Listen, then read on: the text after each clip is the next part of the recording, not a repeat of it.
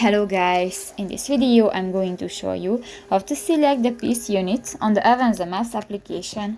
But first of all, I just want to mention, please don't forget to subscribe to our channel, because at 100,000 subscribers we are going to show you our YouTube revenue statistics and growth strategy, how to make money online. So let's jump into it. First of all, open the application on your device. Click to the three dots at the upper right corner of the screen and go to the settings button. Go to the settings section, and here you can find the third option, the units of measurement, and here go to the second section, the default units.